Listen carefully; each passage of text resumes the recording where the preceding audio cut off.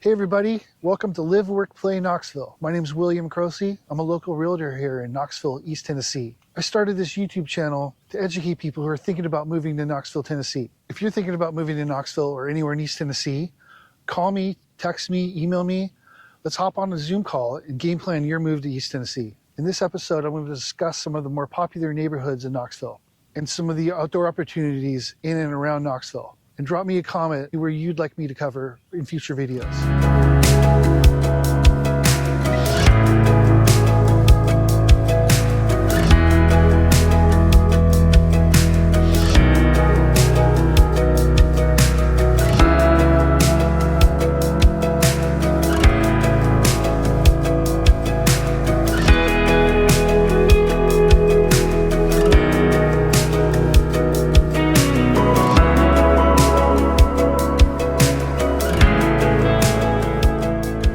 Part one of a continuing series about what it's like to live in Knoxville. Stay tuned for future episodes. We'll start out in West Knoxville, the town of Farragut. Highly sought after, beautiful homes and neighborhoods. Higher end suburban feel. West Hills, a well-established community with tree-lined streets, spacious homes, and a strong neighborhood feel.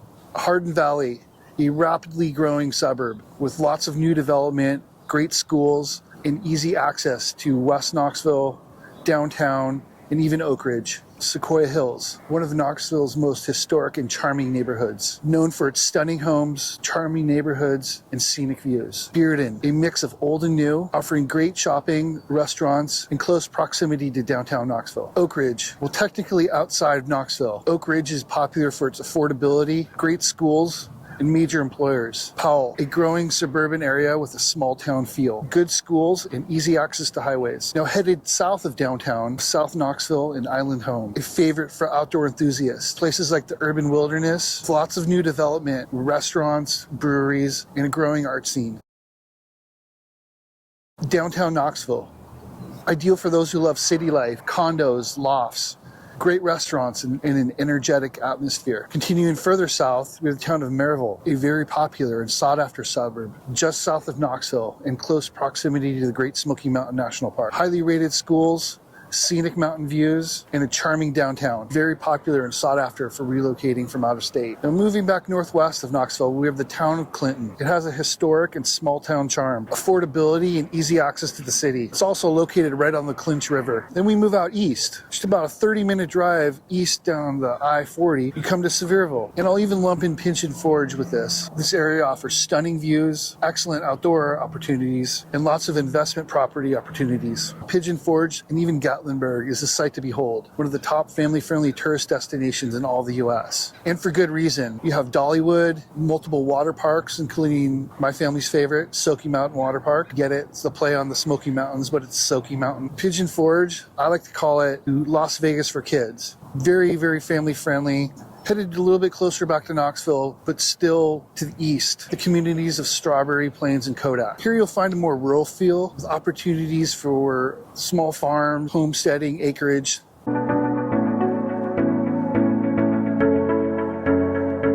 Best locations for outdoor activities in East Tennessee. Of course, the top of the list is the Great Smoky Mountain National Park, America's most visited national park. The Great Smoky Mountains is about 1 hour from downtown Knoxville. And continuing with National Park Service theme, about an hour and a half northwest of Knoxville, you have the Big South Fork. It doesn't get nearly as much traffic as it deserves. It's a national recreation area, but boy, if this was closer to a major population, it would be way more popular than it is. Hiking, equestrian, waterfall, arches. Now, moving from National Park Service to the Tennessee State Parks. The Tennessee State Parks are free to enter, and the campgrounds are very reasonable, and their facilities are really well maintained. They do a good job with the upkeep. I'm just going to highlight a few that I like, my favorites. Burgess Falls. If you're into waterfalls like I am, Burgess Falls is really nice. It has excellent hiking trails, a campground, but the main attraction is the waterfall. There's even an opportunity to, a mile downstream, put in your kayak and kayak to the base of the waterfall. That's definitely on my bucket list. And next up, we have Cummins Falls. In my opinion, the top waterfall in Tennessee. It has to be seen to be believed. I'll put a picture on the screen. You have to hike in through a gorge. It's a series of waterfalls and cascades with a great swimming hole. Even my 6-year-old climbed up top to the base of the main waterfall, and it's truly a unique experience and one of our favorites. Then we have Fort Loudon State Historic Site. Fort Loudon sits on a very unique piece of land. It's on a peninsula. It's a former trading post from like the 1700s. It's a very unique spot. They've done a really good job preserving the historic buildings. You can go inside and see them, and they have the blacksmithing cabin, and they have a good, nice visitor center. It's a way to get my kid out in nature and sneak in a little bit of history at the same time. Next up, we have Norris Dam. This is to the north of Knoxville, about 30 minutes. Norris Dam has extremely clean, blue, clear water, great for swimming, boating. Next up, we talk about Pickett CCC, or Civilian Conservation Corps State Park. It was built up in part of the New Deal in the 30s. There, I'll throw a picture up on the screen. It's one of my favorite places to take the family and go camping and fishing and hiking. There's really nice cabins you can rent right on the water. There's a little boathouse where you can rent canoes and kayaks. A rope bridge that goes across the river, and an arch you can paddle your canoe through. I'll put that on the screen too. With a picture of my dog, and I was trying her hardest to tip the boat over. Very high on my list for family-friendly place to go. And it's close proximity to Big South Fork. Next up, Rock Island State Park, which is technically in Middle Tennessee, but it's got this amazing waterfall, a couple amazing waterfalls in like a gorge, Twin Falls and Great Falls. Great campsite, great place to camp, great place to go waterfall hunting. There's some historical stuff to do there as well. That's what's another thing that's so great about living in East Tennessee is you go 10 minutes outside of the city and you're in like farm country. I want to highlight a couple local parks and nature areas near or in Knoxville. Lakeshore Park is in West Knoxville, 10 minutes west of downtown. They've done a top-notch job of developing this park. So every few months there's another playground that pops up or another feature of the park. They even have the HGTV lookout from on top of the bluff looking down on the Tennessee River and the park in between, because it has the bluff, then the huge park, and then the Tennessee River. And there's multiple playgrounds. I'll put a couple shots on the screen. My daughter loves going there. You got biking, walking paths, multiple high-end playgrounds for the kiddos, pickleball courts, scenic views, great place to go. Okay, next, West Knoxville, in the town of Farragut, the Cove at Concord. This is my family's go-to swimming spot in the summer. It's right on the Tennessee River. It's very scenic, even more than just the Cove at Concord Park. The entire stretch of that part of Farragut is just beautiful. All kinds of places to pull off and throw the fishing rod in, or there's even a dog park nearby. It's got 2 dog park sections, one for small dogs, one for large dogs. Then it has like a little cove on the river where the dogs can go swimming or jump off a little dock. It's I'd probably call it the best dog park in the Knoxville area, even though there's some good ones. That one's really nice.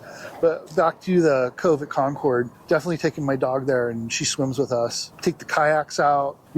For me, coming from near the ocean on the West Coast, being able to have access to all these amazing lakes and rivers in Tennessee definitely scratches that itch for me. South Knoxville, again, in Baker Creek, we have the urban wilderness, and there's also a playground, walking trails. So if you're not into mountain biking, there's plenty of areas to just bring the kids and the bikes and just ride around and stop at the park, playground, continue your bike ride. They really did a nice job on the urban wilderness. Some of my favorite lakes and rivers near Knoxville. Again, I've already touched on Norris Dam, which is about 30 minutes north of Knoxville, and it's got crystal clear blue water. It's known for some of the cleanest water in the whole state, so it's definitely a great swimming spot in the summer. There's a place up there called Loyston Point. There's a campground there. You can rent. There's even some waterfront cabins and campsites that you can get if you book them well ahead. Also, Loyston Point is a day use area, and it's a nice park. It's a nice day use park right on the waterfront. You can take your kayak, bring your wagon with your ice chest, and there's barbecues and picnic tables that you can post up under and cook up some burgers, then go for a kayak or go fishing. And they even have like a roped off swimming area for like the littler kids to make it more safe. And one thing that I think is cool, there's islands out there in the middle of the lake that you can paddle out to in your kayak and explore a little bit. They're not huge. They're little 1-acre islands, but I think that's just a pretty unique spot. So next up, I'll talk about 2 lakes that are east of Knoxville, Douglas Lake and then Cherokee Reservoir. They're both excellent lakes, good swimming, good fishing, boating.